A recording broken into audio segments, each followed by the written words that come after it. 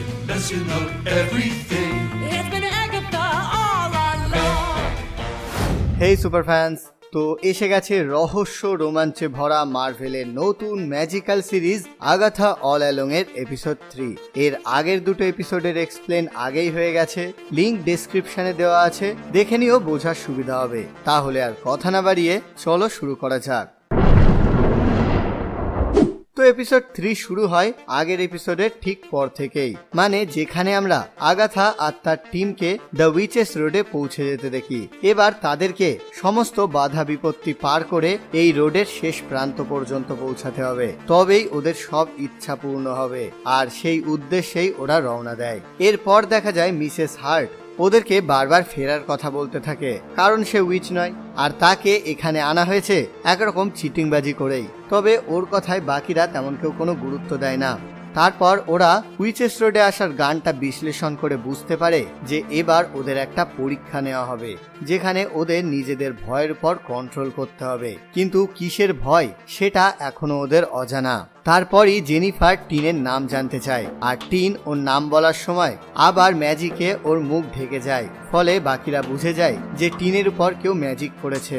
তবে এখানে ম্যাজিকের মাধ্যমে টিনের মুখ বন্ধ হওয়ার সময় একটা এম টাইপ অক্ষর লেখা উঠতে দেখা যায়। আর কেন জানি না, আমার মনে হচ্ছে এই এম এর মানে হচ্ছে মেফিস্টো, যদিও এই এপিসোডে মেফিস্টোর নাম আমরা সরাসরি শুনতে পাবো। তো যাই হোক, বাকিরা সন্দেহ করে যে টিনের উপর এই ম্যাজিকটা করেছে আগাথা, কিন্তু আগাথা জানায় যে সে কাজ করেনি। তবে ওদের আসল উদ্দেশ্য সফল হবার পর ওরা এই রহস্যটারও সমাধান বের করবে। এর মাঝে মিসেস হার্ট সবার থেকে আলাদা গিয়ে রাস্তার পাশে এক জায়গায় গিয়ে বসে পড়ে, এবং তখনই তার ব্যাগটা মাটিতে ঢুকে যেতে থাকে, ঠিক চোরাবালির মতো। আর সেটা তোলার চেষ্টায় মিসেস হার্টও ভেতরে ঢুকে যেতে থাকে। তখনই তার চিৎকার শুনে বাকিরা সেখানে চলে আসে এবং মিসেস হার্টকে টেনে তোলে।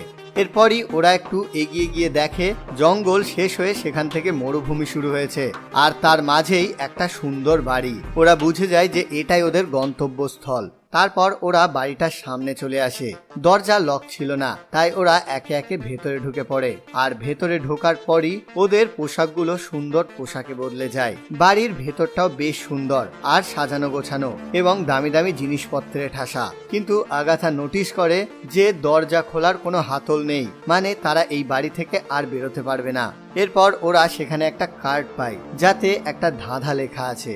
আর মিসেস হার্ট নিজের অজান্তেই সেই ধাঁধার উত্তর খুঁজে দেয়। সেটা হলো একটা ওয়াইনের বোতল। তবে ওরা বুঝে যায় যে এই ওয়াইনটা খেলে কিছু না কিছু খারাপ হবেই, কিন্তু এই পরীক্ষা উতরানোর জন্য ওয়াইনটা খেতেই হবে। তারপর টিন বোতলটা খোলার জন্য ওপেনার আনতে যায়। জেনিফার ওর সাথে যায় এবং চুপি চুপি ওকে বলে যে তুমি আগাথার থেকে একটু সাবধানে থেকো, কারণ এর আগে সে ডার্ক হোল্ড পাওয়ার জন্য নিজের ছেলেকে স্যাক্রিফাইস করেছিল। যদিও টিন এটা বিশ্বাস করতে চায় না। তখন জেনিফার বলে যে এটা সত্যি, এবং আগাথার ছেলে তারপর কি হয়েছে সেটা কেউই জানে না। সে মারা গেছে কি মেফিস্টোর দাসত্বে আছে তাও সবার অজানা। এবং আবার যেহেতু মেফিস্টোর নাম উঠে এলো, তাই অনেকের মনে হতে পারে যে কে এই মেফিস্টো। আর তাদের সুবিধার জন্যই আমি খুব তাড়াতাড়ি মেফিস্টোর অরিজিন ভিডিও নিয়ে হাজির হচ্ছি, যেখানে আমি তোমাদের বলবো মেফিস্টোর সম্পর্কে সব তথ্য। তো মিস করতে না চাইলে চ্যানেলটাকে সাবস্ক্রাইব করে রেখো। তো যাই হোক, তারপর বোতলটা ওপেন করা হয় এবং মিসেস হার্ট প্রথম ওয়াইন পান করে। তখনই একটা ঘড়িতে 30 মিনিটের উল্টো টাইমার চালু হয়ে যায়, মানে আগামী 30 মিনিটের পরেই এখানে কিছু না কিছু একটা ঘটবেই। তারপর ওরা একে একে সেই ওয়াইন পান করে, কিন্তু টিন নাবালক বলে ওকে দেওয়া হয় না। আর দেখা যায় আগাথাও ওর ওয়াইন পান না করে সেটা চুপি চুপি ফেলে দেয়, কিন্তু কিছুক্ষণের মধ্যেই সেই গ্লাস ম্যাজিক্যালি আবার ভরে ওঠে। তারপর টিন আর অ্যালিস কথা বলা শুরু করে। অ্যালিস জানায় যে ওর যখন 13 বছর বয়স ছিল তখন ওর মা মারা গিয়েছিল। এমনকি ওর মা বলেছিল যে ওদের ফ্যামিলিতে মেয়েদের উপর কোনো একটা অভিশাপ লেগে আছে। তারপর টিনও বলে যে 13 বছর বয়সে তার সাথেও খারাপ কিছু একটা হয়েছিল। এরপরই দেখা যায় মিসেস হার্টের চেহারাটা আচমকা ফুলে ওঠে, কারণ সে সবার আগে ওই ওয়াইন পান করেছিল।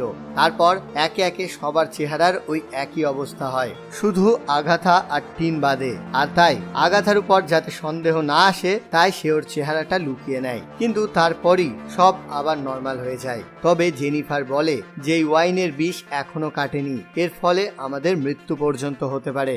এই শুনে আগাথা পালানোর জন্য একটা ফুলদানি তুলে জানলার কাঁচে মারে। কাঁচে সামান্য চিড় ধরলেও সেটা পুরোপুরি ভাঙে না। তারপর বাকিরা মিলে ওকে থামায়, কিন্তু তখনই সবাই দেখে যে আগাথার গ্লাসটা ভর্তি, মানে সে ওয়াইন পান করেনি। তারপর ওকে ওয়াইন পান করানোর জন্য ফোর্স করা হয়, তবে আগাথা পান করতেই চায় না। তখন টিন বলে ঠিক আছে তাহলে আমি পান করছি।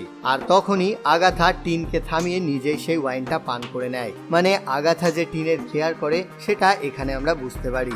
কিন্তু কেন? যে আগাথা নিজের লাভের জন্য সবাইকে বিপদে ফেলতে পারে, সে হঠাৎ টিনের কেয়ার করছে কেন? তাহলে টিনই কি আগাথার कुछ समझे दया? हाँ सर, इसका मतलब है इसका मतलब है তারপর দেখা যায় মিসেস হার্ট অজ্ঞান হয়ে গেছে। আর এটা দেখে জেনিফারকে আগাথা বলে যে তাড়াতাড়ি এই বিষের অ্যান্টিডোট বানাও। জেনিফার সেই কাজের জন্য সবাইকে নানান জিনিস আনতে বলে, যেগুলো এই বাড়ির আনাচে কানাচে রয়েছে। আর সেগুলো আনতে গিয়েই তারা প্রত্যেকেই একে একে তাদের অতীতের দুঃখের বা ভয়ানক ভীষণগুলো দেখতে পায়। যেমন অ্যালেস তার মায়ের মৃত্যু দেখে, লিলিয়া কোনো একটা বাচ্চা মেয়ের মৃত্যু দেখে। তবে এই ভিশনেই আমরা প্রথমবার এমসিইউতে ডেথকে দেখতে পাই। আর এই ডেথ হলো এমসিইউর ভীষণ পপুলার একটা চরিত্র। এর সম্পর্কে জানতে চাইলে অরিজিন বানিয়ে দেবো। তো এছাড়া জেনিফারকে ডাক্তার মতন কেউ একটা জলে ডুবিয়ে মারার চেষ্টা করে।